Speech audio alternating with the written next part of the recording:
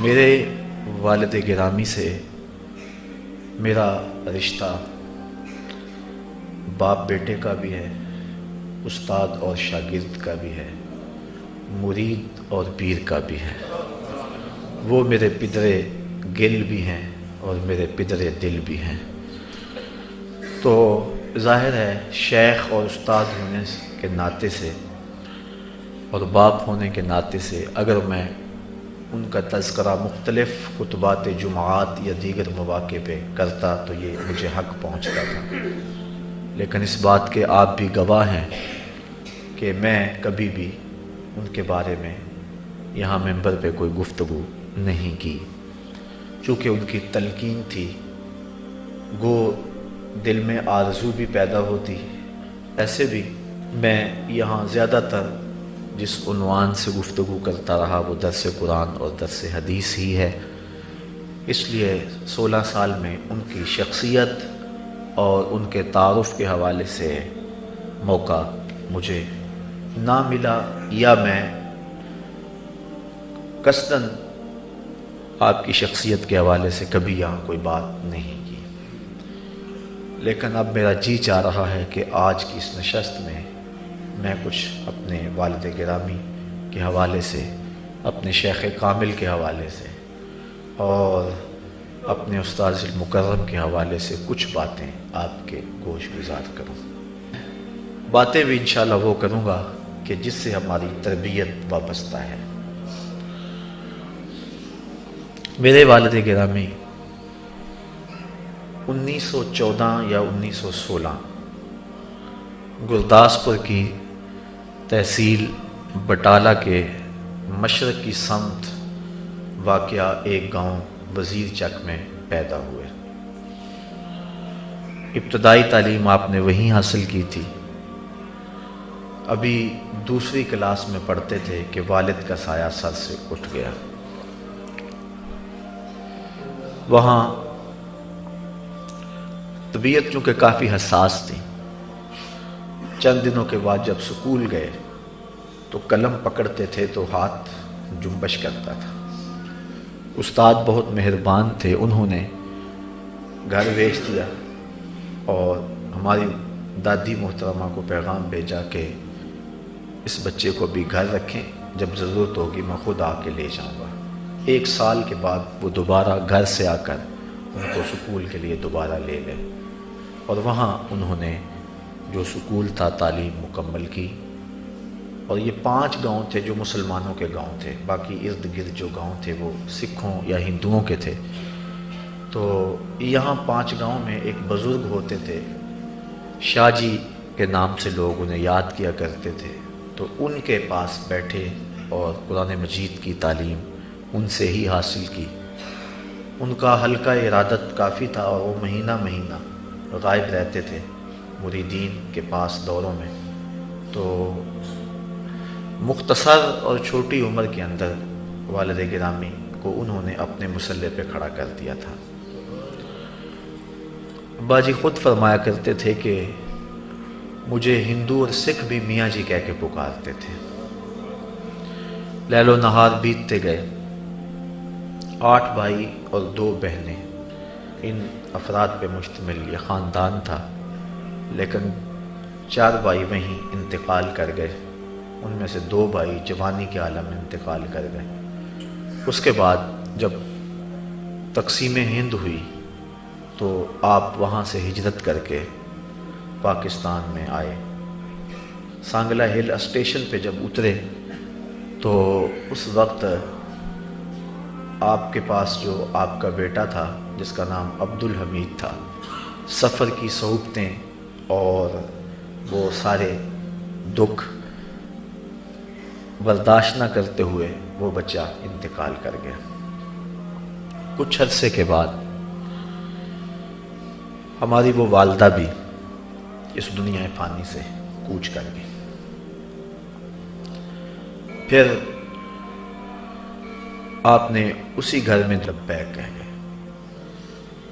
پھر ہماری ایک ہمشیرہ ہماری اسی والدہ کے بطن سے پیدا ہوئی، اس کی عمر 5 سال تھی کہ ہماری وہ والدہ بھی انتقال فرما گئی۔ والد گرامی نے اب یہ عزم کر لیا کہ میں اب زندگی تجرد میں گزاروں گا۔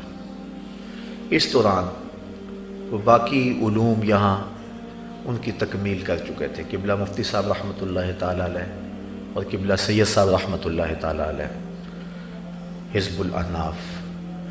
تو آپ نے عزم کر لیا، چونکہ آپ کی جو ہمشیرہ تھی، ہماری پھپھو لگتی تھی، وہ بھی بیوہ ہو گئیں اور ان کے ہاں اولاد نہیں تھی۔ انہوں نے یہ سوچا کہ میری اس بیٹی کی یہ پرورش کر دے گی اور میں اب زندگی یکسو ہو کے دین کے لیے گزاروں گا۔ لیکن جب 5 سال گزر گئے اس بات کو بھی، ہماری دوسری والدہ کے انتقال ہوئے، تو پھر جو کچھ ملنے والے تھے ابا جی کے، انہوں نے یہ تقاضا کیا کہ آپ پھر شادی فرمائیں۔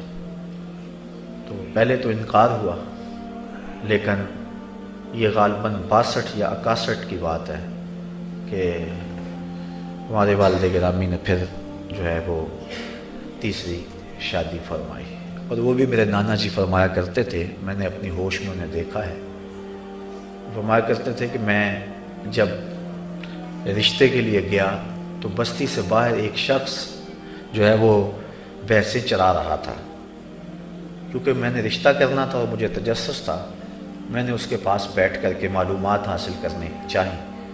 تو اس نے کہا کہ ہمارا تو اس سے بہت سخت مسلکی اختلاف ہے، لیکن ہمارے اس پورے علاقے میں اس شخص کے کردار کا حامل کوئی دوسرا شخص موجود نہیں ہے۔ تو میرے نانا جی فرمانے لگے کہ میں نے وہیں سے فیصلہ کر لیا اور جمعۃ المبارک پڑھا، اور میں نے جب ان کی گفتگو سنی تو میرا وہ فیصلہ جو ہے وہ بالکل قطعی ہو گیا۔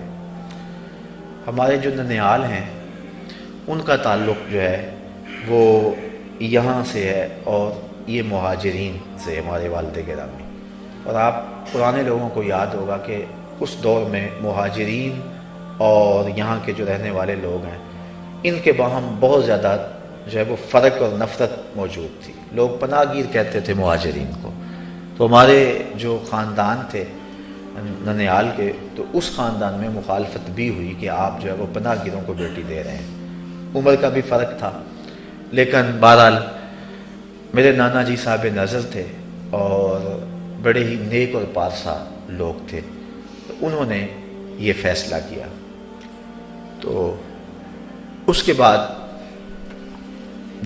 2 ہمشیرہ پیدا ہوئیں، اس کے بعد اللہ تعالیٰ نے بیٹا دیا جس کا نام محمد رکھا، لیکن کچھ دنوں کے بعد وہ بھی انتقال کر گیا۔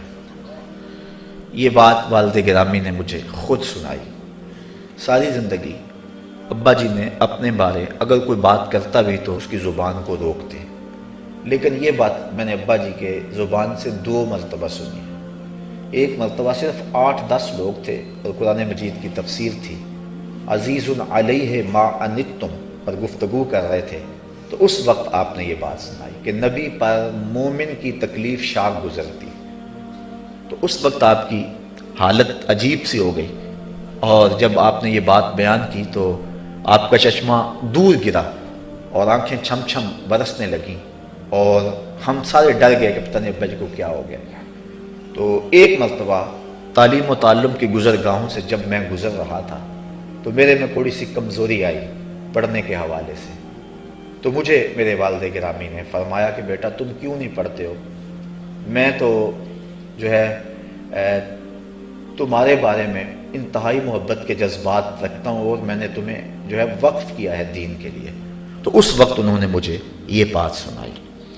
تو جب ہمارے وہ بھائی اس دنیا سے رخصت ہوئے تو ابا جی کہتے ہیں کہ زندگی میں یہ میرے لیے انتہائی مشکل اور پریشان دن تھا، چونکہ بچپن میں باپ کا سایہ سر سے اٹھ گیا، پھر جوان بھائی دنیا سے رخصت ہوئے، اپنی 2 ازواج کو میں نے اپنے ہاتھوں سے لحد میں اتارا، اور اس سے قبل جو ہے وہ 3 بیٹے لحد میں اتار چکا تھا۔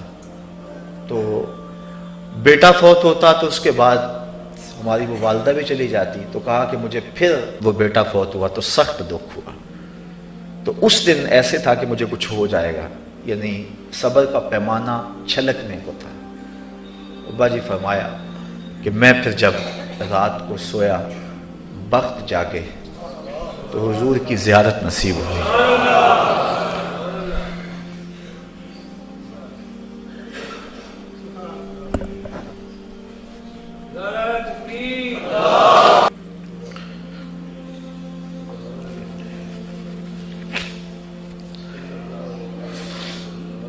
اس کے بعد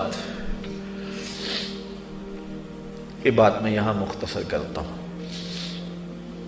کچھ عرصہ کے بعد حج و زیارت کے لیے حرمین حاضر ہوئے، تو جب یہ 1971 کے آخر کی بات ہے،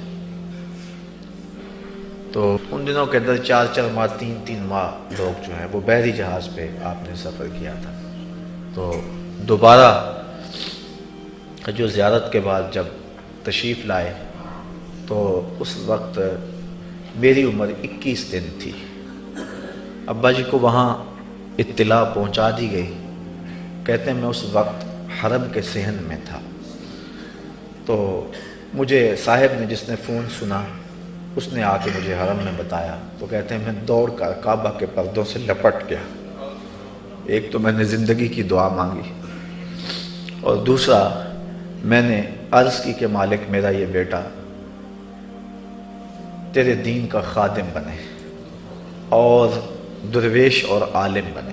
یہ مجھے ابا جی نے 2 مرتبہ اسی مقصد کے لیے مجھے یہ بات سنائی تھی، ورنہ شاید وہ زندگی کے اس راز کو بھی اپنے سینے میں لے کے دفن ہو جاتے، لیکن یہ بات مجھے احساس دلانے کے لیے انہوں نے جو ہے وہ جب سنائی۔ فرمانے لگے اس کے بعد میں بازار گیا کہ میں اپنے بیٹے کے لیے کوئی تحفہ خریدوں، تو ظاہر ہے بچے اور بچوں کے لیے کھلونے، لباس، کپڑے خریدے جاتے ہیں۔ تو فرماتے ہیں کہ میں گزر رہا تھا، میرے دل میں کئی طرح کے خیالات تھے کیا خریدوں، تو کتابوں والی دکان آ گئی تو میں اس پہ چڑھ گیا، تو امام جلال الدین سیوطی کی مصنفہ حدیث رسول پر مشتمل کتاب الخصائص الکبریٰ سب سے پہلے میں نے جو ہے وہ آپ کے لیے تحفہ خریدا۔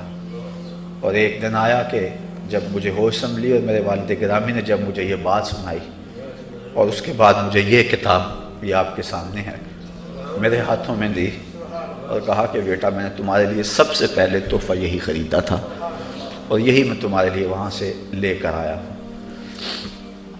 اس کے بعد اللہ تعالیٰ جل شانہ نے ان کو اور بھی اولادیں دیں۔ میری 9 ہمشیرہ ہیں جو بقید حیات ہیں، اور ایک 10 سال عمر میں چھوٹا میرا بھائی جس کو آپ سارے جانتے ہیں احمد رضا آپ کے مصطفی، ہم 2 ہی بھائی ہیں۔ تو پھر آپ نے کچھ عرصے کے بعد کپڑے کا کام شروع کیا، کاموں کی میں انہوں نے انتہائی جو ہے وہ مختصر سی دکان شروع کی اور اس کو ساری زندگی مختصر ہی رکھا۔ 37 سال بلا ناغہ دلائل الخیرات کا وظیفہ انہوں نے کیا، اور یہ چونکہ ہم نے ان کو عمر کے آخری حصے میں دیکھا ہے، جب ہم نے شعور کی آنکھ کھولی تھی تو اس وقت ابا جی کی عمر 70 سے اوپر تھی، تو اس لیے ہم نے جو ہے وہ ان کی جوانی کے عالم کو یا اس دور کو نہیں دیکھا، اس دور کے اثرات ہم نے ضرور دیکھے ہیں، کیونکہ جب وہ مسند پہ بیٹھے اور تبلیغ کا کام شروع کیا انہوں نے، تو آپ نے جتنے بھی بستی کے لوگ تھے، دیہات کے لوگ تھے، 300 سے 400 گھروں تک مشتمل ہمارا وہ گاؤں ہے، آپ نے دیکھا ہے سب نے، تو انہوں نے سب لوگوں کو بلا۔ تو میں چاہوں گا کہ آپ میرے ساتھ عزم کریں کہ آپ دینی معاملات میں میری معاونت کریں۔ تو انہوں نے وہ تحریر لکھی جس کے اندر ہر غیر شرعی کام، امر بالمعروف اور نہی عن المنکر کے تقاضوں کے بالکل تحت ان سب لوگوں سے معاہدہ لیا کہ ہماری بستی میں نہیں ہوگا، اور اس سے تمام برادریوں کے لوگوں سے دستخط لیے، وہ تقریباً 60-70 لوگوں کے دستخط وہ میں نے بار بار وہ رجسٹر کبھی ابا جی مجھے دکھلا بھی دیتے تھے تو میں نے دیکھا ہے وہ. تو اس کے اندر یعنی یہاں تک کہ باجا گاجا بھی ہماری بستی میں نہیں آئے گا. کوئی شادی ہو برات ہو تو یہاں باجا بھی نہیں بجے گا. باقی اور بہت سارے معاملات تھے بستیوں میں، جتنی بھی خرابیاں ہوتی ہیں، جو بھی معاملات ہوتے ہیں، سب پر سخت پابندی لگائی اور جو ہے وہ شریعت کی حاکمیت کا عملی وہاں ظہور ہوا. اور صرف چور چوری کرے تو ہاتھ کٹتے ہیں اور جو ہے وہ قصاص کی سزا قتل ہی ہے، یہ معاملے تو عدالتوں پہ مشتمل ہے. اس سے نیچے نیچے جو کچھ بھی تھا تقریباً وہاں کنٹرول انہوں نے کیا اور اس تحریر پر پورے 40 سال پھر پہرا دیا. اور یہ چھوٹا کام نہیں ہے، یہ میرے باپ کی بہت بڑی کرامت ہے. یہ ادارۃ المصطفیٰ کا آپ جہاں تعارف پڑھیں تو ساتھ لکھا ہوتا ہے احیاء سنت ترویج شریعت کی روحانی تحریک. تو احیاء سنت اور شریعت کی ترویج یعنی شریعت کو عملی رواج دینا، یہ تصور اور یہ آئیڈیا میں نے اپنے بزرگوں سے لیا. انہوں نے اس بستی میں عملی طور پہ جو ہے وہ کر کے دکھایا اور ساری زندگی وہاں سے نہیں نکلے. فرماتے ہیں میں نے اس بستی کی اصلاح اگر ہو جائے تو یہ میری نجات کے لیے کافی ہے. تو یہی ان کی خواہش رہی تھی اور اس سلسلے کے لیے انہوں نے جو ہے وہ وہاں کام کیا اور 40 سال تک انہوں نے اس تحریر پر جو ہے وہ پہرا دیا اور کسی کو اس سے ہٹنے نہیں دیا. اور یہ ایک بہت بڑا ان کا کام تھا. اور ہماری اس بستی کے اندر جب سے پاکستان بنا ہے یعنی آج تک کوئی قتل ہی نہیں ہوا ہے. ورنہ دیہاتوں کے اندر جب برادریاں ہوتی ہیں، یہ آپ اپنے لوہیاں والا کو دیکھ لو، 6 ماہ نہیں گزرتے کہ یہاں کیا فساد بپا ہو جاتے ہیں. لیکن پورے جو ہے وہ 60 سال ہو گئے ایک قتل بھی کبھی نہیں ہوا. یعنی امن معاہدہ بھی تھا، اس معاہدے کے اندر امن معاہدہ بھی تھا. اور اگر ایسی کوئی بات ہوتی تو درمیان میں جا کے ابا جی کھڑے ہو جاتے تھے. اور الحمدللہ ان لوگوں نے جو حیا ان کا کیا اور جس انداز کے ساتھ انہوں نے ان کی بات کو مانا، کبھی ٹالا نہیں تھا. وہ دور بھی خیر بھلے تھے، آج تو وہ زمانہ بھی نہیں رہا، وہ حالات بھی نہیں رہے. لیکن بہرحال انہوں نے 40 سال تک جو ہے وہاں شریعت اسلامیہ کی حدوں کا پہرا دیا اور دین رسول کے ڈنکے بجائے اور حضور کے دین کی نوکری کی. اور کام کرتے تھے، کپڑے کا شروع کر لیا آخر میں تو، اور وہ بھی بالکل معمولی. میں نے عرض کرنے لگا تھا دلائل الخیرات کا وظیفہ یہ 1.5-2 گھنٹے لگتے ہیں اس کو پڑھتے ہوئے روزانہ کی منزل کو. اور 37 سال اس کا ناغہ بھی نہیں ہوا. بلکہ جب فالج کا حملہ ہوا تو ان دنوں کے اندر مجھے فرمانے لگے کہ اشارہ کیا، زبان میں لکنت آ گئی اور پڑھا نہیں جاتا تھا، تو فرمانے لگے کہ میرے سامنے جو ہے وہ اس کو پڑھو تم کھڑے ہو کے تاکہ میں سن تو سکوں. تو میں نے 8 دن جو ہے وہ آپ کے سامنے وہ دلائل الخیرات کا وظیفہ پڑھا. لیکن مجھ سے پڑھا ہی نہیں جاتا تھا، یعنی کہ وہ ایسی دقت تھی اس میں. اور وہ چونکہ وظیفہ ان تھا میں تو صرف قاری تھا، تو وہ 8 دن زندگی کی وہ لذت میں کبھی بھی نہیں بھول سکتا ہوں جو میں نے ان کے سامنے وہ دلائل الخیرات کا وظیفہ پڑھا ہے. اللہ یا تو یہ ان کا معمول تھا. صبح 9-10 بجے وہ جاتے تھے اور عصر کی نماز کے وقت بہر صورت دکان کو بند کر دیتے، دکان بند کر کے نماز پڑھتے تھے اور فرماتے تھے میری قسمت کا جو گاہک ہے اللہ اسی وقت بھیج دے گا. اور ذمہ داریاں بہت ساریاں تھیں اور یہ آسان کام نہیں ہے. توکل بہت بڑی دولت ہے. جب انسان کے حالات عجیب ہوں تو پھر بعض اوقات جو ہے وہ قدم لرزش لے جاتے ہیں. یعنی صرف ایک ہمشیرہ کی شادی ہوئی تھی جب ہم نے ہوش سنبھالی، اور 8 ہمشیرہ اور ہم 2 بھائی تھے جن کی شادیاں ہونے والی تھی. اور اس کے بعد پھر ایک ہمشیرہ کی اور شادی ہوئی، پھر 7 ہمشیرہ اور ہم 2 بھائی تھے. اور ابا جی انتہائی بڑھاپے کے عالم میں تھے، لیکن اس کے باوجود عصر کے وقت آ جاتے تھے اور اپنے معمولات پہ ہوتے تھے. اور صبح روزانہ 1 سے لے کر 1.5 گھنٹے تک درس قرآن دیتے تھے فجر کی نماز کے بعد. اور 18 سال کے اندر پورے قرآن کا درس دیا ہے ہم. اس کے بعد پھر دوبارہ شروع کرنے لگے تو پھر نہیں شروع کیا. فرماتے تھے شاید میں پورا نہ کر سکوں، میری طبیعت اب اتنی جو ہے وہ کمزور ہو گئی. پھر قرآن مجید کی آیات، منتخب آیات پہ درس دیتے تھے. یا ایھا الذین آمنوا لا تکونوا کالذین آذوا موسیٰ. مجھے اچھی طرح یاد ہے کہ اس کا درس کئی مہینوں چلتا رہا تھا. روزانہ 1 گھنٹہ اس پہ درس دیتے تھے، پتہ نہیں اللہ نے سینہ کتنا کشادہ کر دیا تھا۔ تو یہ ان کا معمول تھا زندگی کا۔ یہاں گجرانوالہ مارکیٹ سے وہ کپڑا خریدتے تھے، ہمارے وہ جن لوگوں سے انہوں نے یہ کاروبار کیا ہے وہ بے پناہ ابا جی کے ساتھ حسن اعتقاد رکھنے والے لوگ ہیں۔ کچھ تو فوت ہو گئے، شیخ محمد شریف صاحب، اللہ ان کی قبر پہ کروڑوں رحمت نازل فرمائے۔ وہ جمعے کے دن جو ہے وہ یہاں سے جا کر جو ہے وہ گاؤں میں ابا جی کے پیچھے جمعہ پڑھا کرتے تھے۔ کاروبار بھی تھا لیکن یہ نہیں، وہ کہتے مجھے اور کہیں تسکین ہی نہیں آتی ہے۔ تو اللہ تعالیٰ ان کی قبر پہ رحمت نازل فرمائے۔ تو یہاں سے جاتے، ان دنوں کے اندر یہ چنگیاں وغیرہ ہوا کرتی تھی، تو کاموں کی سے ادھر ایک راستہ مڑتا ہے تقریباً 2-3 کلومیٹر ادھر سے جو ہمارے گاؤں کی طرف چلا جاتا۔ کاموں کی بلدیہ کی حدود سے پہلے ہی وہ جگہ آتی، تو اگر کاموں کی چلے جائیں تو وہ 2, 4, 5 روپے ان دنوں کے اندر کافی تھے، 10 روپے بھی کافی تھے، اس کی چنگی بھی دینا پڑتی تھی۔ پھر ظاہر ابا جی کو پیدل تو کوئی نہ جانے دیتا، تو تانگے کے اوپر وہ کپڑا وغیرہ بوری رکھتے اور آپ بھی اس کے اوپر بیٹھتے۔ تو اگر تانگے والا کرایہ نہ لیتا، اکثر تانگے والے نہیں لیتے تھے، لیکن ابا جی کو یہ گوارا نہیں تھا۔ وہ فرماتے تھے یہ بھی تو مزدوری کر رہے ہیں، میں بھی مزدوری کر رہا ہوں، تو اس لیے آپ جو ہے وہ شہر سے باہر ہی ادھر اتر جایا کرتے تھے گاڑی سے۔ ان دنوں کے اندر چھوٹی چھوٹی گاڑیاں چلتی تھی، مجھے اچھی طرح یاد ہے یہاں سے، اور وہ کاموں کی تک جایا کرتی تھی چھوٹی گاڑیاں، تو یہاں اتر جایا کرتے تھے۔ اور اس کے 2 فائدے تھے، ایک تو یہ 5-10 روپے یہ چنگی کے یہ بچ جائیں گے، اور حدود میں داخل ہوا تو پھر شرم چنگی دینا پڑے گی۔ تو دوسری بات کہ وہ جو تانگے والا اگر فری لے گا تو وہ بھی مزدوری ہے، اور اگر میں دوں گا تو اور خرچہ اس پہ آئے گا، اور یہ خرچہ ظاہر ہے میں جن کو بیچوں گا یہ ان پہ پڑے گا۔ یہ اس دور کی بات ہے جب انہوں نے جو ہے وہ دکان منتقل کر لی تھی گاؤں میں، یعنی جب انتہائی بوڑھے ہو گئے اور چلنے کی سکت بھی کمزور ہو گئی، تو پھر وہ کاموں کی سے وہ دکان اٹھا کر گھر کی بیٹھک کے اندر رکھ لی۔ اور یہ وہ توکل کا دور تھا کہ دکان کا دروازہ بھی نہیں کھولتے تھے، اگر کسی نے کوئی سودا لینا ہو تو دروازہ اس کو کھٹکھٹانا پڑتا تھا، پھر کھولتے تھے، کپڑا دیتے، اس کو رخصت کرتے، پھر قرآن کھول کے بیٹھ جاتے، اور ان کی منزل پھر قرآن ہی رہی ہے ساری زندگی الحمدللہ۔ تو وہاں سے ہی اتر کر کے تو وہ اپنے سر پہ اٹھا کے اس بڑھاپے کے عالم کے اندر وہاں سے 3 میل بنتا ہے،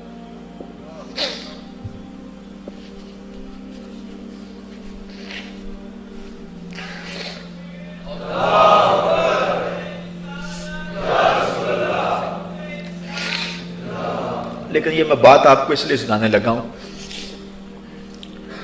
کہ مسجد کا جتنا بھی انتظام و انصرام تھا وہ خود کرتے تھے، حتیٰ کہ مسجد کی صفائی بھی خود کرتے تھے۔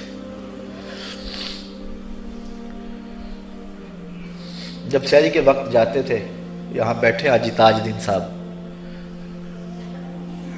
یہ جو ہمارے جمعے کی اذان دیتے ہیں، انہوں نے 50 سال جو ہے وہ جمعے کی اذان میرے باپ کے خطبے کے بعد دی ہے، اور اتفاق سے جب میں ادھر آیا تو یہ بھی ادھر آ گئے، اس دن سے یہاں دے رہے ہیں، اور بڑی دور سے آ کے یہ وہاں کافی دور سے 3-4 میل تھا غالباً ان کا، وہ وہاں سے آتے تھے اور آ کے جمعہ پڑھتے تھے اور اذان دیتے تھے، اور سحری کے وقت بھی وہ آتے تھے۔ کتنے لوگ تھے کہ جو جب آتے تھے مسجد میں تو وہ کپڑے اوڑھ کے بیٹھ جاتے تھے، کپڑے اوڑھ کے بیٹھ جاتے تھے کہ ان کی آواز سنیں، اور پھر جو ہے وہ سب سے پہلے کتنے لوگوں کی محبت تھی کہ وہ کہتے تھے سب سے پہلے تہجد کے وقت ہم اگر زیارت کریں تو سب سے پہلے اپنے شیخ کی زیارت کریں۔ یہ ساری زندگی ان لوگوں کا معمول رہا ہے۔ اور آج کل میں یہ بات مشکل تو ہے کوئی شخص اپنے پہ نہ سمجھے، لیکن حقیقت ہے آج پیرانے عظام کہتے ہیں کہ ایک رکھ رکھا ہونا چاہیے، لیکن تب لوگوں کے دل کے اندر ادب پیدا ہوتا ہے، لیکن ان کی زندگی میں یہ وہ جو پروٹوکول جسے کہتے ہیں وہ تھا ہی نہیں، لیکن بے پناہ ادب تھا۔ اور جب وہ غصے میں آتے تھے تو غصے میں آ کر کوئی وہ گالی نہیں دیا کرتے تھے، جب انتہائی غصے میں ہوتے تو ان کا